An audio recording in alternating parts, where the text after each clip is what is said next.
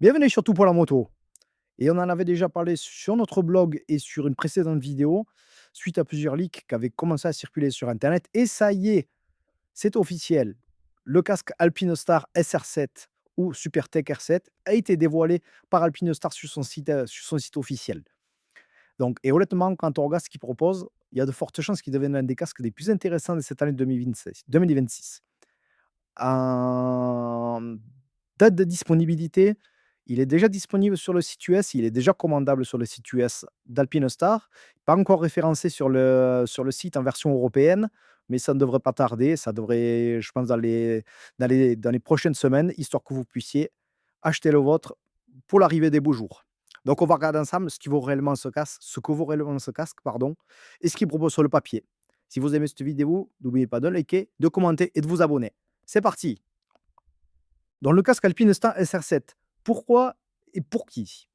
Donc il se positionne donc, juste en dessous du SR10, du SuperTech R10, qui est le casque utilisé en compétition par les pilotes de la marque et donc un casque vraiment orienté vraiment pour le circuit.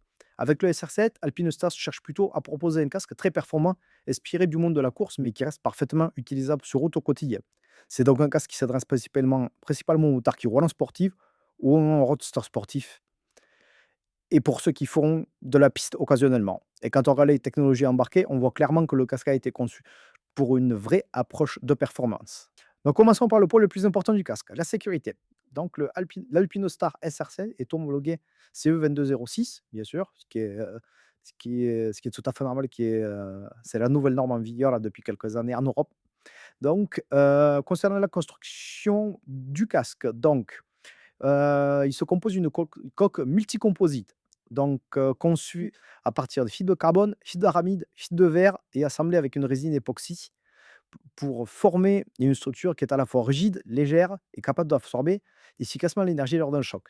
À l'intérieur du casque, on retrouve des mousses EPS multidensité, donc qui vont permettre d'amortir, quand elles vont se comprimer, d'amortir l'énergie lors d'un choc.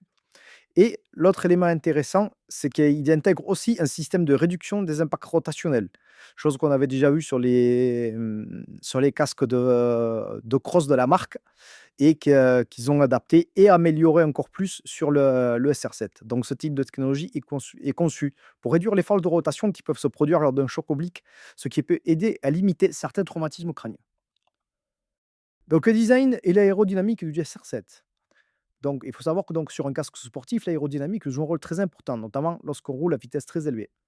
Sur l'Alpinostar SR7, donc, la forme a été conçue de manière optimisée en soufflerie afin de réduire la traînée et améliorer la stabilité, limiter aussi la prise au vent. On retrouve notamment un spoiler arrière intégré qui permet de stabiliser le casque à haute vitesse. Les ailettes latérales, donc exactement comme sur le Super TKR10, sont également présentes afin de limiter les turbulences et améliorer le vraiment la stabilité latéralement. L'objectif est de réduire les mouvements du casque sur la tête et de diminuer la pression exercée sur le cou du pilote. Alpinestar a également intégré des zones spécifiques au niveau des clavicules destinées à limiter les risques de blessures dans certaines situations de chute. Donc, c'est des espèces d'empiècements rouges que vous voyez sur les photos donc, je suis en train de vous montrer. Donc, qui est une mousse, enfin, c'est pas une mousse, c'est le système plasma, c'est le même principe que du D3O en fait. C'est la même chose qu'utilise maintenant Alpinestar pour certaines de ses dorsales et donc qu'ils ont inclus sur ce casque-là. Donc en fait, c'est des molécules qui, à l'impact, durcissent et amortissent l'énergie.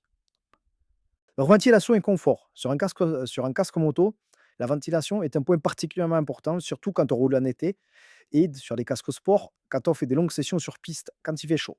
Donc le SR7 dispose d'un système de ventilation assez complet avec 10 ouvertures au total.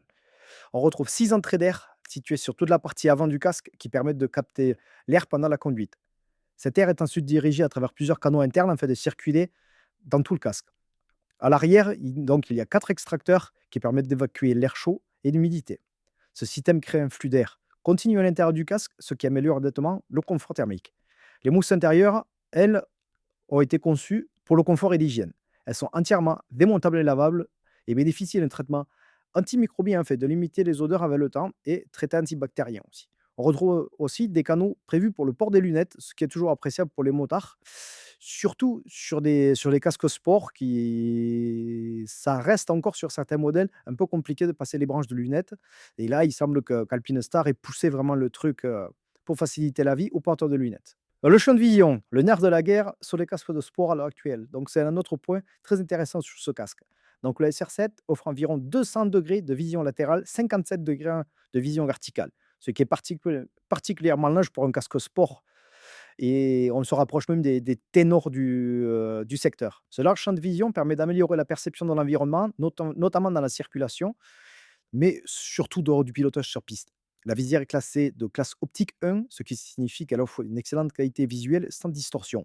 Elle bénéficie également d'un système anti-rayures compatible avec un pin lock qui est vendu avec le casque. Donc ajustement et ergonomie, et c'est là que se cache la grosse nouveauté du SR7. Donc, il intègre la technologie A-Head. Ce système permet d'ajuster la position du casque sur la tête en modifiant légèrement l'inclinaison et sa hauteur. Ça peut paraître anecdotique, mais en réalité, c'est très utile. Selon votre moto et votre position de conduite, l'angle de vision peut varier. Par exemple, sur une sportive où on est très penché vers l'avant, il peut être utile d'ajuster légèrement la position du casque afin d'avoir un meilleur champ de vision devant soi. Donc, poids et positionnement tarifaire. Donc, concernant le poids du casque, il se situe autour des 1390 grammes en taille M. Donc, c'est un poids indicatif. Attention, les marques ont tendance à gratter un peu sur les chiffres, mais quand on le pose sur la balance, des fois, il y a des mauvaises surprises. Mais bon, il devrait rester dans les tranches de poids pour les casques sport donc on va dire semi-sportifs. Donc, en termes de positionnement tarifaire, donc, selon le prix donc visible sur le site américain, donc il y a le 679 $, donc il devrait se situer entre 580 et 600 €. Donc, bon, par contre, comme vous avez pu voir un petit peu sur, toutes les images qu'on vous fait passer, pour l'instant, il n'y a que de l'uni, du noir brillant, du noir mat, du blanc brillant et du nardo gris. Pour l'instant, pas d'annonce, au niveau de différents colorés ou de répliques à pilote, mais pense que d'ici fin 2026, début 2027, on devrait commencer à voir, arriver des décos et les réplicas des pilotes. Donc en conclusion, la Piedestar SR7, il vaut quoi? Eh beh, en tout cas sur le papier, ça a vraiment, vraiment, vraiment l'air pas mal. Donc c'est une conception qui est axée sur la sécurité, un aérodynamisme travaillé, un bon niveau de confort et des technologies inspirées du monde de la compétition.